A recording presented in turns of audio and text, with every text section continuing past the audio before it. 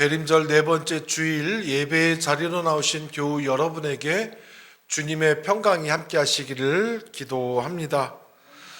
예수님 출생에 관한 이야기는 신약 성경 안에서 마태복음과 누가복음에만 나옵니다.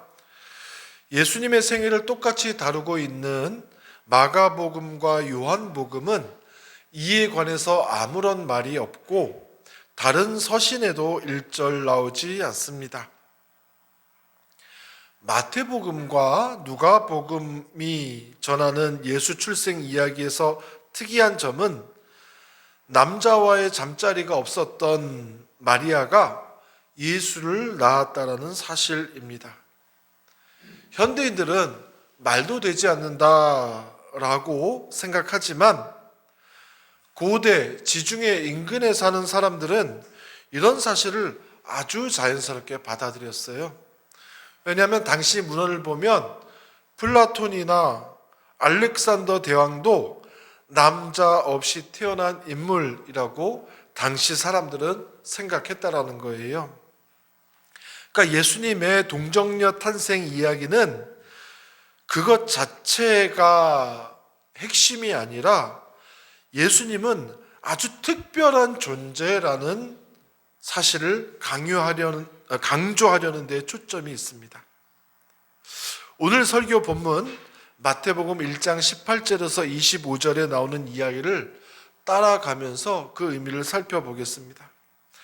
마리아의 남편 요셉은 청천벽력 같은 소리를 들었습니다. 혼인은 했으나 아직 동침하지 않은 마리아가 임신했다라는 소문입니다. 그러니까 당시의 결혼 문화를 보면 먼저 혼인신고부터 하는 겁니다. 그리고 나서 실질적인 결혼 절차가 진행이 되는 거예요. 그런데 혼인신고서를 작성하고 잉크도 마르기 전에 마리아가 임신을 했다는 거예요. 천성적으로 의롭기도 했고 마리아를 너무나 사랑했던 요셉은 파혼 정도로 이 문제를 조용히 덮으려 했습니다. 그때 천사가 요셉의 꿈에 나타나서 이 문제를 어떻게 대처할지에 대해서 설명합니다. 마리아의 임신은 성령으로 이루어진 것이니까 걱정하지 말고 마리아를 정식 아내로 맞으라 충고합니다. 덧붙이기를 마리아가 낳게 될 아들의 이름을 예수로 지으라고 했습니다. 21절 말씀입니다. 마리아가 아들을 낳을 것이니 너는 그 이름을 예수라고 하여라. 그가 자기 백성을 그들의 죄에서 구원하실 것이다. 예수는 우리 보기에만 좀 특별한 이름 같지 당시에는 아주 흔한 유대인 남자의 이름이었습니다. 철수. 길을 가다가 예수 부르면 많은 사람들이 뒤를 돌아봤단 말이에요. 히브리어로는 예수아라고 했는데요. 그 이름을 조금 길게 발음하면 여호수아가 됐습니다. 원래 고전 히브리어는 모음은 없고 자음만 있습니다. 우리식으로 하면 초성만 있는 거예요. 서로 약속을 잘 지키면 별 문제가 없는데 나중에 단어가 많아지다 보니까 한 단어가 여러 가지 의미를 갖게 되는 겁니다.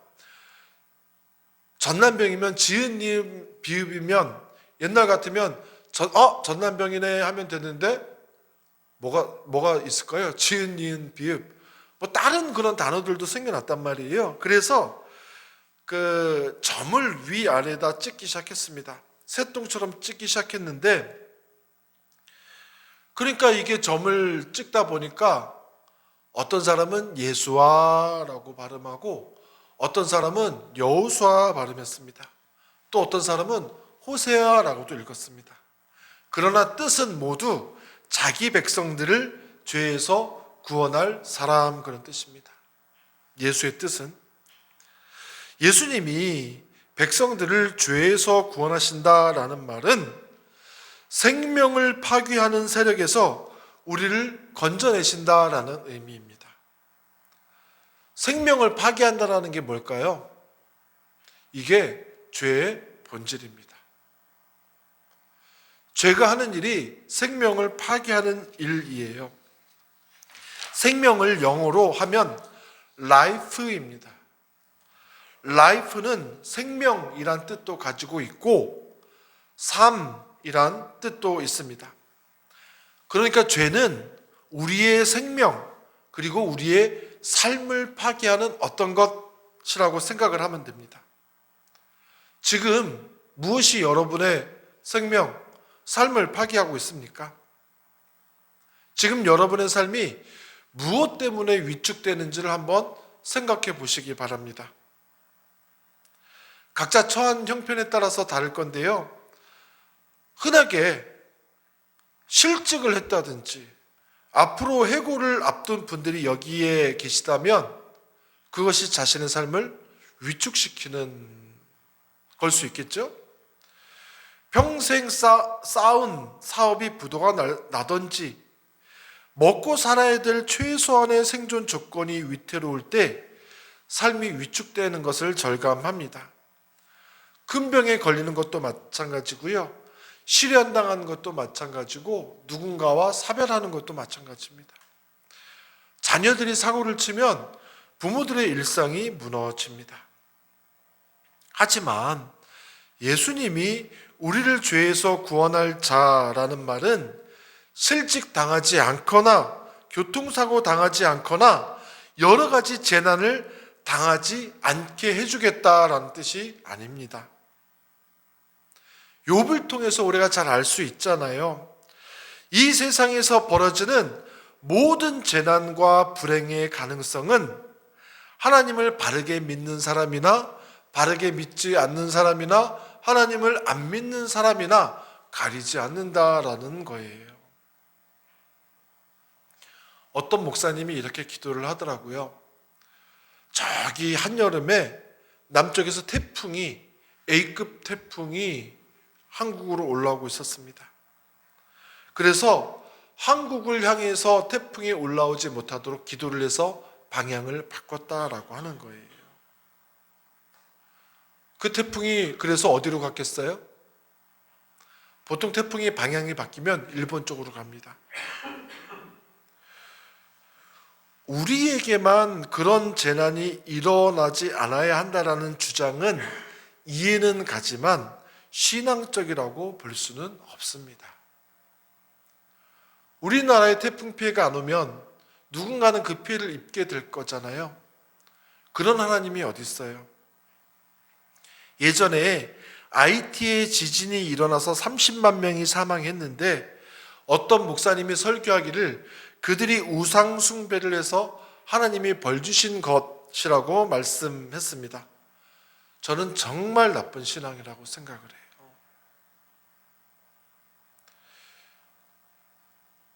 죄는 이런 게 아닙니다. 오늘 본문이 말하는 죄는 훨씬 근원적인 차원을 말하고 있는데요.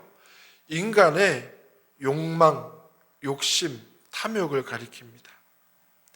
선악과 사건을 기억하면 이해가 쉽습니다. 선악과, 먼저는 높아지고 싶은 욕심이에요. 하나님과 같이 되고 싶은 욕심입니다. 하나님이 동산의 모든 것은 다 먹어도 되는데 딱 하나만 먹지 마라. 선과 악을 알게 하는 나무의 열매는 먹지 말라라고 금하십니다. 그런데 결국은 유혹을 이기지 못하고 먹었어요. 아담과 하와가 생각하기를 선악을 알게 되면 하나님과 같이 될 거라는 생각 때문이었습니다. 바벨탑 사건도 마찬가지죠.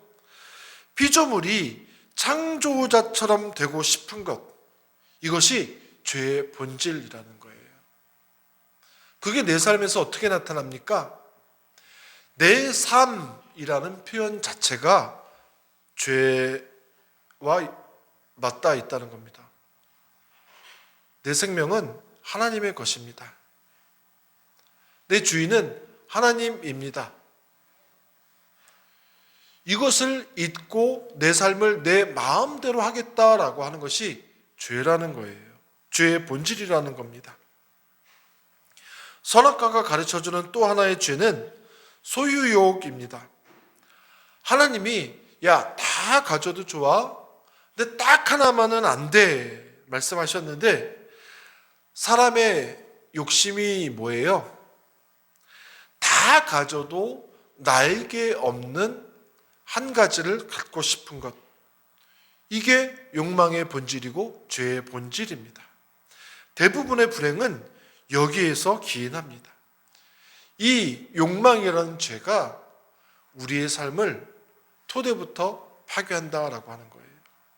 자, 그런데 또 인간의 욕망은 물질적인 욕망만 있는 것은 아닙니다. 선하게 보이고 싶은 것도 욕망이에요. 착한 사람처럼 보이고 싶은 것도 욕망입니다. 다른 사람에 비해서 착하고 성실하게 사는 사람들은 자신들이 나는 그래도 남보다 좀 낫지, 그런 생각을 하는 경향이 큽니다. 자부심이라고 하죠. 예수님 당시에 바리새파 사람들이 대표적입니다. 오늘의 지도자급 인사들이 이런 모습에 해당합니다. 나름대로 전문가 집단이에요. 그들은 자신들의 전문 지식을 행사하면서 삶을 확인합니다. 전문 지식인들끼리 서로 다투기도 하고요. 전문 지식이 없는 사람을 상대화하면서 자신들의 우월감을 나타냅니다. 여러분도 다 알고 계시겠지만 신학자, 법학자, 의사, 물리학자, 생물학자, 철학자, 천문학자, 문학가, 예술가 등등의 전문 지식도 사실은 대단한 게 아닙니다. 우리는 그저 세상 신비와 비밀의 작은 흔적만 엿보고 있을 뿐이에요. 저는 한 번도 사회적 위치로 지식으로 구원받은 사람을, 행복한 사람을 만나보지 못했습니다. 무슨 말씀입니까? 인간에게서는 구원이 나올 수 없다라고 하는 거예요. 파렴치한 방식으로 살아가는 사람이나 고상하게 살아가는 사람이나 구원에서 멀기는 마찬가지입니다. 그렇기 때문에 우리에게 예수님이 필요하다라고 하는 겁니다. 예수님이라는 이름의 뜻, 나를 죄에서 구원하실 분. 우리에게 구원의 가능성은 그것 하나밖에 없다는 거예요. 천사는 요셉에게 이사야 7장 14절을 인용해서 예수님에게 붙일 두 번째 이름을 제시합니다. 23절이 이렇게 전해요. 보아라, 동정녀가 잉태하여 아들을 낳을 것이니 그의 이름을 임마누엘이라고 할 것이다 하신 말씀을 이루려고 하신 것이다. 임마누엘의 뜻이 무엇입니까? 하나님이 우리와 함께 계시다라는 뜻입니다. 우리를 죄에서 구원할 자라는 뜻의 예수라는 이름은 하나님이 함께 하신다라는 사실에서 우리에게 현실이 됩니다.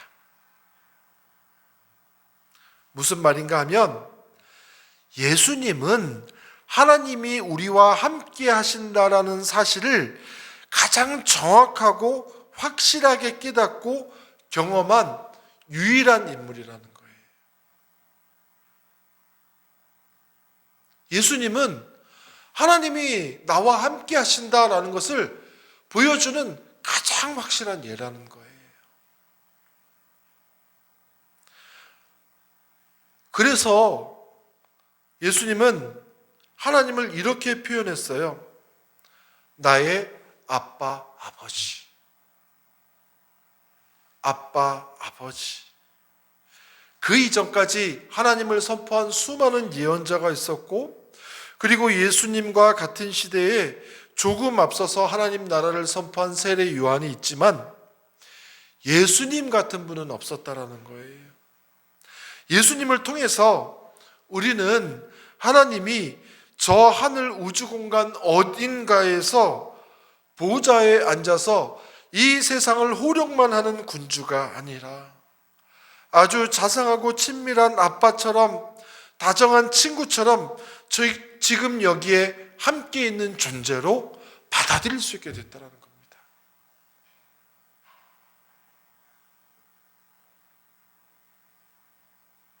그래서 성경은 뭐라고 말씀하시냐면 예수님을 하나님의 첫 번째 아들이라고 하고 우리는 양자 삼았다라고 합니다. 우리도 하나님의 자녀가 되는 특권을 가지게 되었다는 거예요. 그러면 우리에게 하나님도 저 멀리 계신 어떤 분이 아니라 지금 나와 함께 하시는 분, 아빠, 아버지로 고백할 수 있게 되었다라고 하는 겁니다. 여전히 하나님이 우리와 함께 하신다라는 임마누엘 신앙이 손에 잡히지 않을 수 있습니다. 우리 일상이 전쟁 같기 때문이에요. 그럼 어디에서 우리는 하나님이 지금 나와 함께 하신다라는 사실을 경험할 수 있을까요? 살아있다라는 그 사실 자체에 집중하는 삶의 태도입니다. 살아있다. 내가 지금 살아있다. 예를 한번 들어볼게요. 연봉 5천만 원을 받던 사람이 갑자기 회사가 어려워져서 나갈래? 아니면 연봉 2,500만 원만 받고 계속 남아있을래? 실직하면 어려우니까 연봉 2천만 원만 받고 남아있기로 했습니다. 기분은 나쁘지만 사실 씀씀이를 줄이고 살림살이를 줄이면 살아가는데 큰 지장은 없습니다. 살아있는 경험이 중요하지 연봉이 중요한 것이 아니기 때문입니다. 우리는 이미 잘 알고 있어요. 우리가 살아있다라는 사실을 확인하는데 돈은 거의 들지 않습니다. 겨울 햇살을 만끽하는데 돈을 내라고 하는 사람은 없습니다. 친구의 따뜻한 목소리를 들을 때도 돈이 들지 않습니다. 돈 없이 성경을 읽을 수 있습니다. 생존 조건이 열악해도 볼 수만 있다면 하나님이 우리와 함께 하신다라는 증거가 지천으로 널려 있어요. 그리고 가장 확실한 증거는 내 옆에 있는 사람입니다. 하나님이 모든 사람에게 얼굴을 보여주실 수 없어서 하나님의 형상으로 옆에 여러분의 사람들을 놔두신 거예요. 그게 살아있다라는 경험이고 하나님이 우리와 함께 하신다라는 증거입니다. 사랑하는 여러분, 우리가 기독교 신앙으로 살아가기가 매우 혼란스러운 시대를 살고 있습니다. 이 세상은 하나님이 함께 계신다라는 임마누엘 신앙과는 전혀 상관없는 것처럼 돌아가기 때문입니다. 이런 혼란스러운 세상을 한두 마디로 제가 정리해 드릴 수가 없습니다. 저 역시도 여기서 벗어나지 못하고 흔들리는 갈대처럼 이리저리 흔들립니다. 목사가 그렇게 얘기하면 어떡하냐라고 말씀하실 수 있겠지만 저는 마리아의 임신 소식을 듣고 혼란에 빠졌던 요셉을 찾은 천사의 메시지를 다시 전할 뿐입니다. 우리를 죄에서 구원할 예수, 하나님이 우리와 함께 하실 임마누엘, 즉 구원의 시간이 곧 옵니다. 기다리십시오. 아니, 이미 왔습니다. 그러니 찾아보십시오. 임마누엘 예수가 지금 어디에 있는지 찾아보시기 바랍니다. 그러면 찾게 될 줄로 믿습니다. 우리 잠시 기도하겠습니다.